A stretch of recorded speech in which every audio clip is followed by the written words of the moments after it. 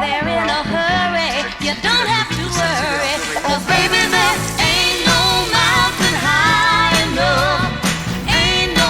C'est toujours l'heure d'un bon jus d'orange et d'un café bien chaud dans cette matinée, surtout le lundi pour démarrer la semaine du bon pied.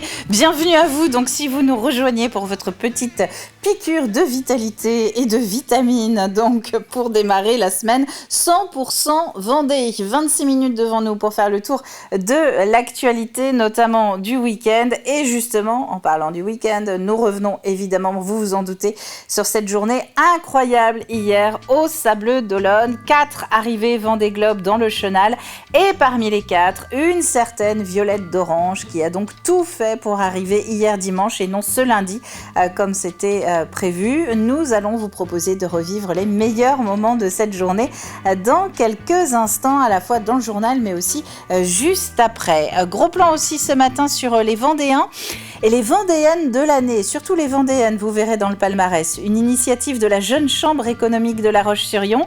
Les 16e trophées viennent d'être décernés. Nous allons faire connaissance donc avec les lauréates. Et puis, si vous ne savez pas comment occuper les journées de vos enfants ou petits-enfants, ou vos journées d'ailleurs, pendant les 15 prochains jours, sachez qu'il y a un festival de cinéma du côté de Saint-Jean-de-Mont en ce moment. Festiciné propose pas moins de 19 séances famille à 3 € la séance d'ici au 23 février. Du côté des infos pratiques de ce mois de février justement, on regarde la météo, faut-il vraiment ? Ben oui, allez, on regarde. C'est un début de semaine sous les nuages et plutôt dans l'humidité, il faut bien le reconnaître, avec ce matin des averses qui sont possibles et qui ont même lieu en ce moment même en Vendée, principalement dans toute la moitié est du département, des bancs de brouillard qui étaient également prévus pour les premières heures de ce lundi, plutôt dans le nord de la Vendée. Cet après-midi, c'est du mieux. La fin des risques de pluie et même des éclaircies qui sont annoncées en Vendée. Du côté des marées, nous avons la basse mer qui a lieu alors, je ne sais pas si à 9h18, c'est toujours le début du matin ou le milieu de la matinée, à vous de choisir. Au Sables d'Olonne, 9h25 à Noirmoutier. Ce qu'il faut surtout retenir, c'est la marée haute. Cet après-midi, il sera 15h51 à Noirmoutier et 15h54 au Sables d'Olonne. Les marchés, le lundi, vous n'avez pas beaucoup le choix. Il faut bien le reconnaître. Vous pouvez aller plutôt dans la moitié sud de la Vendée, soit du côté de Benay, jusqu'à 13h, place du Champ de Foire, soit du côté de Jars-sur-Mer, jusqu'à 13h également, place des Ormeaux. Du côté des travaux, notez quelques ralentissements qui sont à prévoir sur la 2x2 dans le sens Esnay-La Roche-sur-Yon, des travaux de tirage de câbles pour le déploiement de la fibre optique, ce qui nécessite de neutraliser une voie pendant une dizaine de jours autour de la sortie Venanceau-Mouilleron-le-Captif. Attention donc aux coups de frein. Et puis des travaux de remise en état de glissière également sur un terre-plein central. C'est sur la départementale entre Chantonnay et Bournezeau. Soyez prudents et vigilants aux agents qui travaillent sur le chantier en ce moment. C'est la Sainte Scolastique. Scolastique, c'est la patronne de la ville du Mans. C'est la bonne fête aussi au Arnaud. Ça tombe également aujourd'hui. Si tu tailles en février, tu mets ton raisin dans ton panier. Ça, c'est notre dicton du jour. Et le soleil, quant à lui, il est en Vendée jusqu'à 18h22 aujourd'hui, ce qui fait que nous gagnons encore quelques précieuses minutes de soleil. On passe au journal.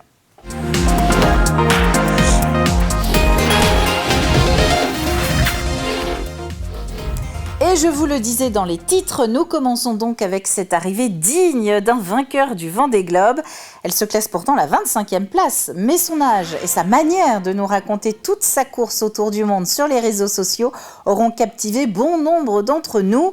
Violette d'Orange a bouclé son premier Vendée Globe hier. Elle devient ainsi la plus jeune de toute l'histoire du Vendée à le faire et l'accueil était à la hauteur de l'événement. Aurélien Huard.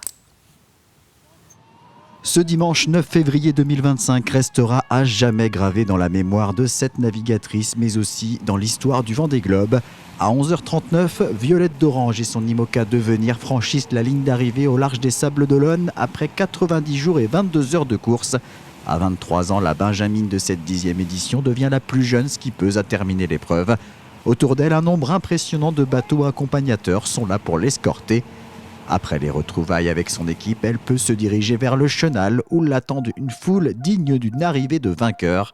L'ambiance est phénoménale. Banderoles, fumigènes, pancartes, klaxons et spectateurs de tous âges célèbrent ce moment. Sur le bateau, tout comme sur les quais, la fête et l'émotion sont au rendez-vous. Ah, voilà. Et lui. C'est magique les émotions qu'elle peut nous faire transmettre. Elle rassemble toutes les générations, c'est vraiment notre championne, je suis trop fière d'elle. Elle a fait son premier Vendée Globe, elle a 23 ans. C'est juste magique. Tous ces millions de personnes qui sont venues, c'est juste magique. Mais merci Violette pour tout ce que tu me fais vivre et franchement, tu le mérites. Bravo ma Violette. Une fois son bateau amarré au ponton, impossible de redescendre sur terre. Après avoir bouclé ce tour du monde et reçu un tel accueil, Violette d'Orange se retrouve sur un nuage. Je pense que je suis encore sous le choc, je suis sidérée du monde qu'il y avait, c'était incroyable. J'ai énormément d'émotions, je sais pas où je suis, j'ai l'impression d'être en dehors de mon corps. Enfin, je suis tellement heureuse d'avoir réussi ce tour du monde. Je suis allée au bout de mon rêve, je suis allée au bout de cette aventure et je sais pas, c'est incroyable. Cette course, c'était l'aventure avant tout, donc j'ai un esprit régatière et je viens de la régate, donc j'essaye toujours de faire au mieux, de dormir le moins possible, de régler le mieux possible le bateau et donc je pense que j'ai fait mon maximum. Cette arrivée phénoménale aura forcément un peu éclipsé les 3 autres arrivées de ce dimanche. Celle du japonais Kojiro Shiraishi tout d'abord qui termine 24e, 1 heure avant Violette d'Orange, mais aussi celle de Louis Duc et de Sébastien Marset, arrivés à la mi-journée en 26e et 27e position. Et donc effectivement, Violette n'était pas la seule hier à entrer dans le chenal. Kojiro Shiraishi a franchi la ligne juste avant la régatière, puis Louis Duc et pour finir Sébastien Marset. Pour tous, vous allez l'entendre, le soulagement d'être de retour à bon port, mais aussi la fierté de ce tour du monde accompli en solitaire. Je suis extrêmement fier de ma course que j'ai fait dans la descente de l'Atlantique, l'océan Austral. Je pense qu'avec un des bateaux les plus vieux de la flotte, j'ai été extrêmement compétitif. Je suis très très fier de ça. Vraiment, en tant que marin, en tant que sportif, je suis ravi de cette section-là. Après, j'ai joué un peu de malchance avec de la casse sur la remontée de l'Atlantique. Et en fait, je pense que c'était le côté dur de mon Vendée Globe. Et à la fois, je pense que ça pouvait pas être facile tout du long. Et je pense que ce côté difficile m'a apporté beaucoup aussi, beaucoup de résilience, beaucoup de ne pas baisser les bras, de prendre les problèmes un par un, de les traiter, de les régler et de se rendre compte qu'on est capable. Je sais jamais vers qu'est-ce que je vais avoir pendant le Vendée Globe. Je prends toujours le départ d'un Vendée Globe pour trouver ce que je vais trouver et à chaque fois je reviens du Vendée Globe en ayant trouvé une réponse à ma question. On a eu des conditions difficiles dans les mers du Sud, c'est sûr, hein. Mais il n'y a aucun moment où je me suis senti en limite, parce que c'est des bateaux extraordinaires qui tiennent la mer, c'est des bateaux extrêmement marins. Faut sûr que quand on est en course, on a envie de les pousser au maximum, et donc c'est là où on fait des bêtises. Mais même ces bateaux à dérive, hein, on a la chance de pouvoir faire le tour du monde en moins de 3 mois sur des bateaux, des avions de chasse, même si c'est pas des bateaux tout jeunes. C'est un truc extraordinaire de naviguer sur ces engins. J'ai pris mon pied à naviguer sur ces bateaux.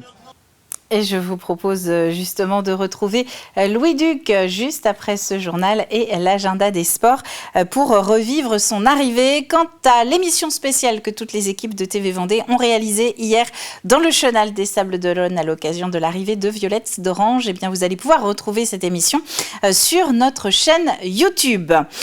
Dans le reste de l'actualité, 2 gros accidents de la route ce week-end en Vendée. Le premier, c'était dans la nuit de samedi à dimanche du côté de la Châtaigneraie. Un choc frontal entre 2 voitures, dont une sans permis. Un jeune de 16 ans a été transporté en état d'urgence absolue au centre hospitalier de La Roche-sur-Yon. Et puis, un piéton de 32 ans a été mortellement renversé par une voiture à l'Aiguillon-sur-Vie. Voiture conduite par un jeune homme de 21 ans. Ce dernier a été transporté en état de choc à l'hôpital de Challans, tout comme sa jeune passagère. À Luçon, l'ancien collège Beausire termine sa transformation. À la fin des vacances scolaires d'hiver, dans 15 jours donc, des enfants de maternelle et de primaire vont s'installer dans les locaux qui ont été rénovés. 3000 m² de surface réhabilitée avec un réfectoire, un dortoir, 12 classes. À terme, les 176 élèves actuellement installés dans l'école du centre vont y travailler. Le département ayant décidé de fusionner les deux collèges et d'en construire un nouveau, eh bien, il a proposé à la collectivité d'acquérir ce bâtiment, surtout que l'école du centre actuelle, qui est en état de vétusté très avancé, il était temps qu'on déménage, nécessitait effectivement d'avoir une nouvelle école, et puis la réhabilitation de ce collège se prêtait tout naturellement. C'est surtout la partie en fait maternelle qui a été vraiment la plus modifiée possible, puisque les plafonds ont été rebaissés. L'intérieur des salles, c'est vraiment une architecture ergonomique avec des peintures apaisantes pour les enfants. C'est vraiment un lieu de détente au niveau des classes. Et tout a été fait aussi pour que l'apprentissage des enfants soit de qualité, avec des appareils informatiques de qualité et de valeur. Avec la possibilité effectivement dans le futur d'avoir des classes supplémentaires, si vraiment, et on l'espère, effectivement, l'effectif grossisse sur la ville de Luçon. C'était jeudi soir à La Roche-sur-Yon, 16e remise de trophée des Vendéens et Vendéennes de l'année. Une initiative de la Jeune Chambre économique de La Roche-sur-Yon avec 4 catégories: avenir, sport, développement durable et gastronomie. La particularité de cette année, c'est la JCE elle-même qui a choisi tous les candidats et le public ainsi qu'un jury ont ensuite voté. Au niveau de la sélection des candidats, toute la commission de travail a été sélectionnée des candidats dans différentes catégories en allant chercher des personnes qui ont fait rayonner le territoire vendéen sur le courant de l'année 2024 dans différents secteurs d'activité. Et les contacts ont été faits au fur et à mesure et libre après aux candidats ou en tout cas aux personnes sélectionnées de venir ou non candidater sur le concours. Il y avait des bons concurrents à côté de moi, donc surprise d'avoir gagné et très contente, très fière d'avoir représenté la catégorie gastronomie. L'année dernière, j'ai participé au concours au Salon international de l'agriculture et nous avons remporté, parce que j'étais par équipe, nous avons remporté la 2e place à ce salon. Je suis contente qu'on était 2 filles dans cette catégorie-là et encore plus contente du coup d'avoir gagné, mais le fait d'être une femme, je suis super fière de représenter ça parce que les femmes en boucherie, comme on disait, c'est pas courant et le fait d'avoir ce prix-là, je suis très fière. Le détail du palmarès, c'est donc effectivement dans la catégorie gastronomie, la jeune bouchère de 23 ans, Clémence Genot, qui est lauréate. Développement durable, c'est Juliette Dagois, Juliette qui pilote le développement touristique du potager extraordinaire qui a été distinguée. Catégorie avenir, Anne Jolivet, une jeune sablaise de 18 ans qui a remporté il y a quelques mois la finale mondiale du concours d'éloquence. Enfin, en catégorie sport, c'est l'athlète spécialiste du 400 mètres haies qu'on ne présente plus, Louise Maraval.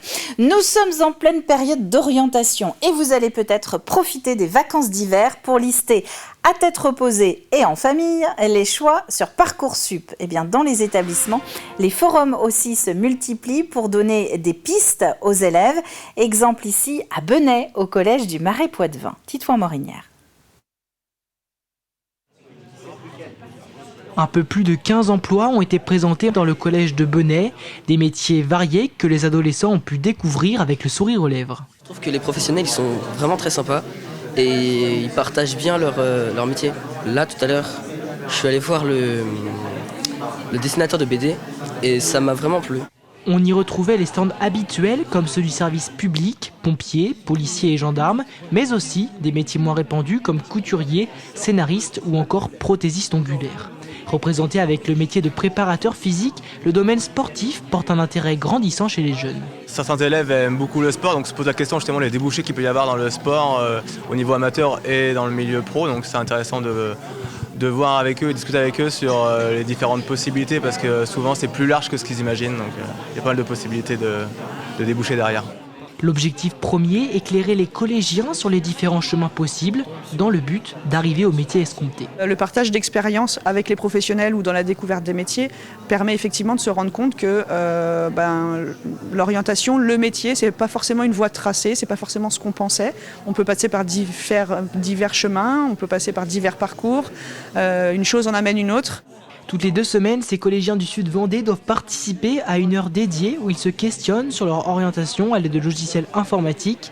Pour autant, ce sujet souvent abordé ne semble pas leur mettre la pression. Je pense qu'on a encore un peu le temps, surtout quand on a des bons résultats, ça c'est plus facile. Tu vas au lycée général et puis tu as plus de temps, alors que quand c'est plus compliqué, il faut vraiment que tu saches ce que tu veux faire. Pour les 3e encore incertains, il leur reste 5 mois pour réfléchir à leur avenir avant l'entrée au lycée. Quant aux 4e, ils pourront participer à un 2e forum des métiers l'année prochaine. Et puis direction Saint-Jean-de-Mont pour terminer ce flash avec Festicciné. Festicciné, c'est un festival de cinéma au pas de votre porte jusqu'au 23 février. Une 15e édition avec 12 films choisis par l'association qui gère le cinéma montois. Tous les genres sont représentés. Festicciné repose sur un tarif de 3 €. Qui est donc un tarif qui est souhaité accessible à tout le monde. On sait que le cinéma n'est pas toujours accessible à toutes les bourses et notamment particulièrement aux familles et aux familles nombreuses. Donc c'est un projet qui s'est construit avec la mairie de Saint-Jean-de-Mont. Vu les succès de l'année dernière, il y a des films qui sont sortis immédiatement du lot. On pense à Un petit truc en plus, on pense à L'amour ouf, on pense à Monte Cristo qui sont programmés cette année à Festicciné. Ces films-là ont fait rapidement l'unanimité. Et c'est donc à suivre à Saint-Jean-de-Mont jusqu'au 23 février. La météo de ce début de journée, eh bien des averses sont annoncées pour une bonne partie du territoire, en tout cas une bonne moitié est de la Vendée. Sur le littoral, quelques éclaircies derrière les nuages et la pluie, et puis des brumes dans le nord de la Vendée pour démarrer la semaine. Je vous propose maintenant de passer à la suite de cette matinale et on va prendre la direction des terrains de sport pour le récap sportif du week-end.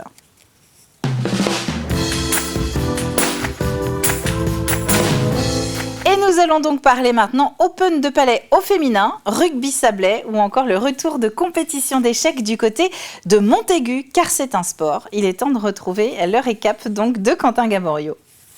Amis sportifs, c'est l'heure de votre rendez-vous avec votre journal des sports du lundi 10 février 2025.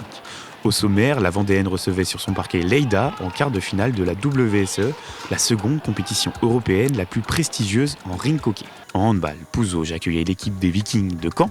Samedi après-midi, à la Chaise Giraud, 134 joueuses étaient attendues pour l'Open féminin de Palais. En rugby, le RC Sablais recevait Lorient. Et pour finir, ce week-end se tenaient les championnats régionaux d'échecs à Montaigu. Le chaudron de l'Angelmière était à guichet fermé samedi soir pour la rencontre entre la Vendéenne et Lleida. Le défi est de taille pour nos Vendéens. L'équipe espagnole a remporté la compétition 3 fois au cours de ces 6 dernières années. Nos Vendéens auront tout donné pour tenter de remporter la victoire, mais l'équipe de Lleida est trop forte. La Vendéenne craque dans les 2 dernières minutes et encaisse 3 buts. Score final 8-3 pour l'équipe espagnole. On prend 3-0 rapidement, donc c'est forcément compliqué. Malgré tout, on a bien réagi. Je pense qu'on a réussi à revenir dans le match. On était à 3-2, 4-3, donc on a bien su revenir. Et ouais, comme vous dites, on l'a payé à la fin, un peu manque de lucidité, de la fatigue forcément. Et ils ont été très réalistes devant la cage, donc ça fait un score lourd au final. Mais je pense qu'on s'est quand même bien battu avec nos armes. Samedi soir, c'est un duel au sommet qui attendait le Pouzauges Vendée Handball, 2e au classement, qui recevait Caen, 1er du championnat, pour la 12e journée de National 2. Avec seulement une victoire d'écart entre les 2 équipes. Le PVH tient tête au leader, mais craque en seconde période. Les Vikings de Caen remportent le match avec une large avance, 45 buts à 33 en faveur des Normands. Une équipe qui nous a dominés, qui mérite sa victoire, qui a fait un très bon match et qui joue bien au handball. Bravo à Caen. Je pense que nous, on n'a pas répondu présent ensemble collectivement. Et individuellement, il y a trop de joueurs qui ont failli ce soir par rapport à leur niveau de jeu. Des joueuses venues de tout l'ouest de la France pour participer à l'Open féminin de Palais de Fontes-sur-Plon. L'objectif de ce tournoi est de promouvoir le Palais auprès du public féminin. La plus jeune joueuse a 11 ans et la plus âgée 77 ans. Un événement convivial qui rassemble toutes les générations. Le tournoi a été remporté par la double tenante du titre, Fabienne Philippot. J'ai déjà fait du palais, mais c'est la première fois que je fais un tournoi de palais. Je trouve ça bien parce qu'il y a des règles. J'aime bien. Depuis toute petite, j'en fais, donc du coup, j'aime bien. J'ai gagné une partie, j'ai perdu les autres, mais moi je m'en fiche de perdre ou de gagner, puis voilà. En Fédéral 3 de rugby, le RC Sablé, premier, recevait Lorient à l'aube de la 13e journée au stade de la Redelière, au Sables-d'Olonne. Dans le premier quart d'heure de jeu, les Sablais se sont montrés hésitants avant de se reprendre. Les Bleus et Blancs finissent par enchaîner les essais. Ils remportent le match 34-0 et confient leur place de leader en Fédéral 3. Pour nous, c'était l'objectif de venir donc, pour gagner et repartir avec le bonus offensif. Sans cette équipe qui ne démérite vraiment pas parce qu'elle nous a mis notamment à mal, ça a essayé beaucoup de jouer. Mais voilà, on se doit devant notre public et pour renforcer cette première place et essayer d'aller chercher le plus de points possible, de prendre un maximum de points chez nous. Et c'est le cas, ce qu'on a dit aux joueurs à la fin, on est content. Tout n'est pas parfait, loin de là, mais par contre, voilà, aujourd'hui, la victoire est là, il y a le bonus offensif. 10 ans qu'il n'y avait pas eu de compétition d'échecs à Montaigu.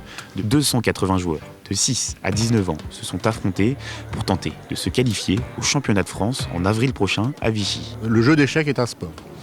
Et donc ça a les mêmes avantages et les mêmes inconvénients que tous les autres sports, c'est-à-dire la peur de gagner, etc. Voilà, c'est tout pour l'actu sportive du week-end, ou presque. Rendez-vous ce soir à 18h45 sur TV Vendée pour 85 chronos et ne rien manquer. Eh bien non, Quentin, ce n'est pas tout, parce qu'on va revenir dans le chenal du Vendée Globe et retourner dans la mer pour parler de l'arrivée de Louis Duc.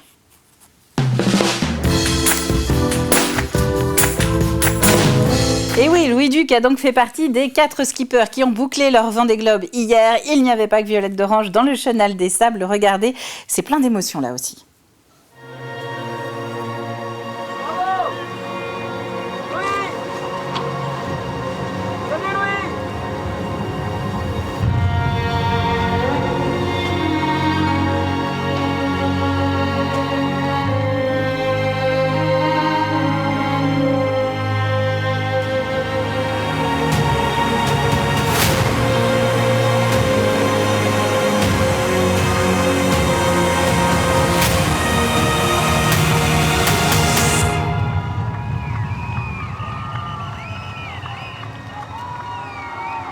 Jusqu'au bout du truc, il a fallu être concentré.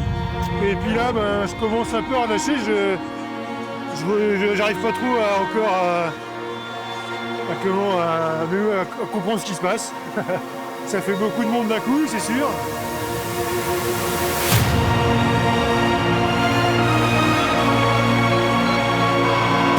J'ai beaucoup de sentiments autour de ce tour du monde. À la fois, je suis ravi parce qu'on revient de loin. Ce bateau-là, on l'a récupéré il y a 4 ans. C'était une épave. Et puis mon but, c'était quand même de faire ce tour du monde, d'arriver. Et j'ai très mal vécu le fait de ne pas finir ce tour du monde. Et donc là, je peux être que ravi. Et après, sportivement, j'avais quand même des envies de me battre avec mes copains des bateaux à des risques, qui était le cas avant toute cette course. Mais j'ai fait un peu des bêtises et j'ai cassé un peu vite les voiles et ça m'a empêché d'être à 100%. Donc j'ai ramé beaucoup. Et ça a été le plus difficile pour moi, c'était d'accepter de ne pas être à 100% tout le temps. Et ça m'a beaucoup miné.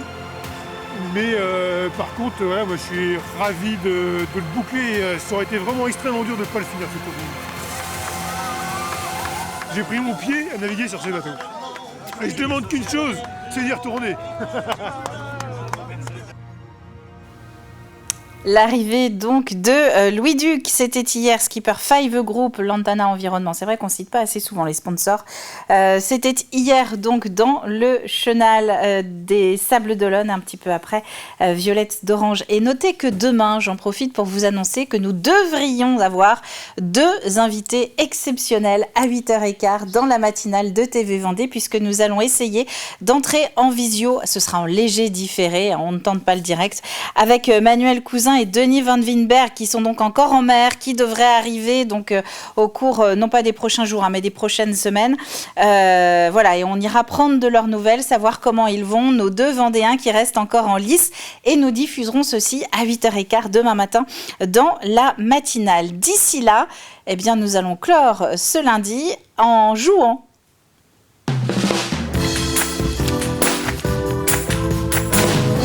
Avec une nouvelle question, donc puisque nous sommes lundi, vous allez regarder les images. Elles font allusion à un reportage que nous avons diffusé la semaine dernière dans les journaux de TV Vendée. Quel défi lance précisément le musée du Manche-Caillou à l'occasion de ses 10 ans? Est-ce que vous connaissez ce musée du côté de Mortagne? Très sympa. Quel défi lance le musée à l'occasion de ses 10 ans? Photos, origami, sculpture, faites preuve d'imagination. C'est l'indice du jour. Notre partenaire, c'est la Waffle Factory aux Flâneries à La Roche-sur-Yon qui propose à l'un d'entre vous de repartir avec 2 menus complets à base de gaufres, donc sucrés et salés. Tirage au sort vendredi après-midi. C'est la fin de cette matinale. Merci à vous d'avoir été encore une fois au rendez-vous. On se retrouve donc demain en direct dès 7h sur TV Vendée. D'ici là, très bonne journée à vous tous et à demain.